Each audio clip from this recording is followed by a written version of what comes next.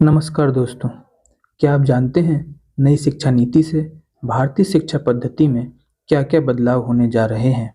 और क्या नई शिक्षा नीति वाकई बच्चों की शिक्षा और उनके भविष्य को ध्यान में रखकर बनाई गई है? आइए जानते हैं नई शिक्षा नीति क्या है। मैं आशीष राजपूत स्वागत करता हूं आपका ब्रेनी रेस में।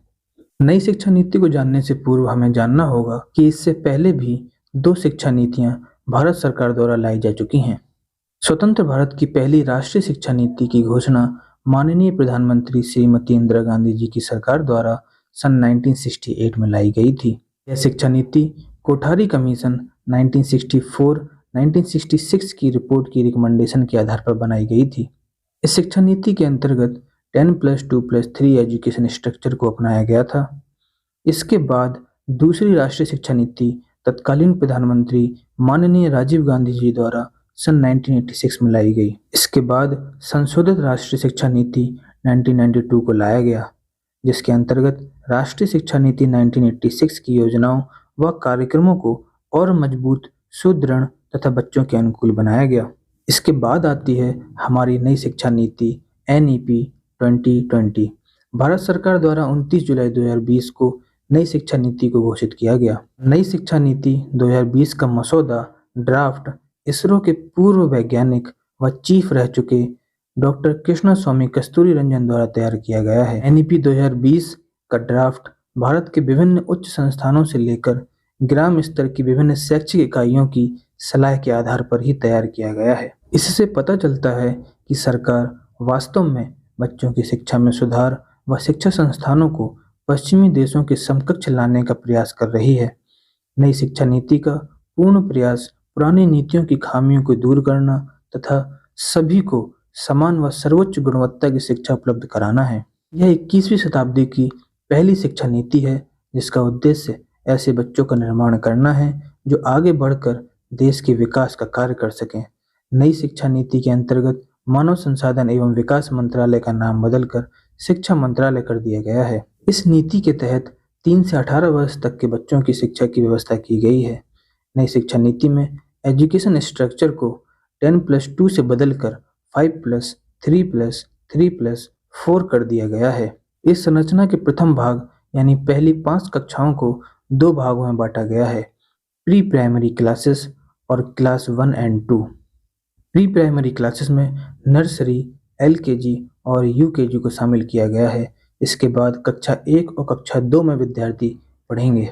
प्री प्राइमरी क्लासेस और कक्षा 1 और कक्षा 2 को मिलाकर कुल 5 कक्षाओं को फाउंडेशन स्टेज कहते हैं। इस संरचना के प्रथम भाग को फाउंडेशन स्टेज कहते हैं। इस स्टेज में मतलब इन 5 सालों में बच्चों को कोई भी परीक्षा नहीं देनी होगी। इस स्टेज का उद्देश्य बच्चों की स्कूली शिक्षा में अधिक से अधिक भागीदारी और विद्यालय से लगाव बनाने का है। प्री प्राइमरी क्लासेस में बच्चा सिर्फ खेल और खिलौनों के माध्यम से ही अपनी शिक्षा ग्रहण करेगा। इसमें बच्चों पर किसी भी प्रकार का दबाव नहीं डाला जाएगा। इसके बाद वह दूसरी स्टेज प्री प्रिपरेटरी स्टेज में प्रवेश करेगा, जो कि 3 वर्ष की होती है। इसमें क्लास 3, क्लास 4 और क्लास 5 को शामिल किया गया है। इस स्टेज पर बच्चों की परीक्षाएं शुरू की जाएंगी। इस स्टेज में बच्चों को पढ़ाई के साथ साथ अन्य एक्टिविटीज में भी लगाया जाएगा, जिनका डायरेक्ट व इनडायरेक्ट पढ़ाई से संबंध होगा। इस स्टेज की सबसे ज़रूरी बात यह है कि इसमें जो पढ़ाई होगी वो रीजनल लैंग्वेजेस में या मातृभाषा में कराई जाएगी, परंतु ये किसी भी विद्यालय के लिए बाध्यकारी या मैंडेटरी नहीं होगा।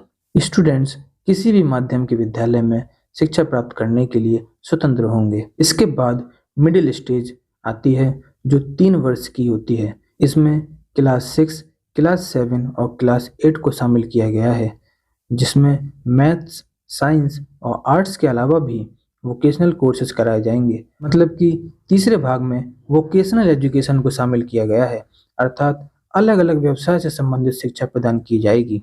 वोकेशनल एजुकेशन में मछली पालन, कारपेंटिंग, गार्डनिंग, सिलाई का काम, मार्केटिंग, डिज़ाइन एंड डेवलपमेंट एवं रिसर्च जैसी बहुत सी चीज़ें शामिल की जाती हैं। मिडिल स्टेज में आपको कंप्यूटर कोर्सेज और कोडिंग वगैरह भी सिखाई जाएंगी। साथ ही साथ स्टूडेंट्स कोई एक भारतीय भाषा भी सीख सकेंगे। इसके बाद फोर्थ स्टेज को सेकेंडरी स्टेज कहते हैं। इसमें 4 कक्षाओं को शामिल किया गया है, जिसमें क्लास 9, क्लास 10, क्लास 11 और क्लास 12 है। स्टूडेंट्स को 9th क्लास से 12th क्लास तक किसी भी स्ट्रीम का चयन नहीं करना होगा। वह स्वतंत्र रूप से अपनी इच्छानुसार विषयों का चयन कर सकता है।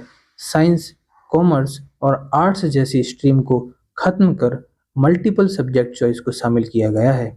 मतलब अब स्टूडेंट्स मैथ्स के साथ साथ ही बायोलॉजी, इकोनॉमी और पॉलिटिकल साइंस जैसे सब्जेक्ट्स भी साथ में पढ़ सकेंगे। यानी अब स्टूडेंट्स अपने चॉइस के हिसाब से किसी भी सब्जेक्ट्स को पढ़ सकते हैं। इस स्टेज में स्टूडेंट्स में क्रिटिकल थिंकिंग को विकसित किया जाएगा, जिससे स्टूडेंट्स प्रश्न करना सीखें और खोज व तर्क करने में सक्षम हों।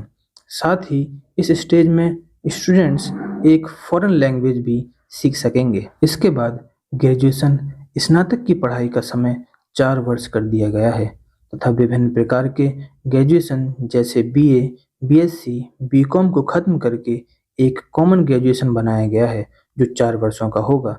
इसमें आपको मल्टीपल एग्जिट ऑप्शंस भी दिए जाएंगे। यानी ग्रेजुएशन की फर्स्ट ईयर कंप्लीट होने पर सर्टिफिकेट, सेकेंड ईयर कंप्लीट होने पर डिप्लोमा, थर्ड ईयर कंप्लीट होने पर डिग्री, फोर्थ ईयर कंप्लीट होने पर बैचलर डिग्री विद रिसर्च दी जाएगी। मतलब अगर आप ग्रेजुएशन की किसी भी ईयर में निकलते हैं तो तब तक की शिक्षा के हिसाब से आपके पास उस शिक्षा की मान्यता व ग्रेड्स दिए जाएंगे।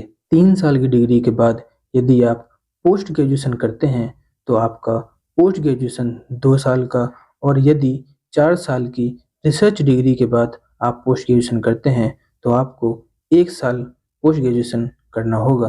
पोस्ट ग्रेजुएशन में भी एमए, एमएससी और एमकॉम को खत्म कर दिया गया है तथा एक कॉमन पोस्ट ग्रेजुएशन बनाया गया है। नई शिक्षा नीति में 10th बोर्ड और एमफिल को समाप्त कर दिया गया है तथा पीएचडी का टाइम पीरियड जो वर्तमान में आमतौर पर 3 साल का होता है, परंतु इसे आप 6 वर्ष में भी पूरा कर सकते थे, इसे नई शिक्षा नीति में बदलकर 4 वर्ष का कर दिया गया है।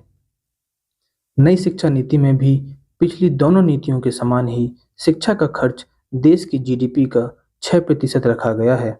हालांकि पिछली दोनों नीतियों में ये लक्ष्य प्राप्त नहीं किया जा सका, परंतु इस शिक्षा नीति का पूर्ण प्रयास है कि जीडीपी का 6% व्यय शिक्षा के क्षेत्र में किया जा सके।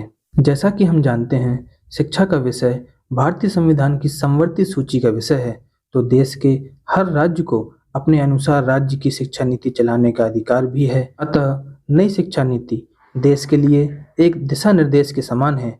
यह किसी भी तौर से राज्यों के लिए बाध्यकारी या मैंडेटरी नहीं है। हालांकि देश में अधिकांश सरकारें शिक्षा के क्षेत्र में मिलकर काम करती हैं, जिससे शिक्षा का स्तर उठाया जा सके व देश के भावी प्रतिभावान व्यक्ति तैयार किए जा सकें। नई शिक्षा नीति 2020 के तहत वर्ष 2030 तक सकल नामांकन अनुपात ग्रॉस एनरोलमेंट रेशियो को 100% लाने का टारगेट रखा गया है। इस शिक्षा नीति का लक्ष्य वर्ष 2040 तक अपने सभी उद्देश्यों व लक्ष्यों को प्राप्त करना है।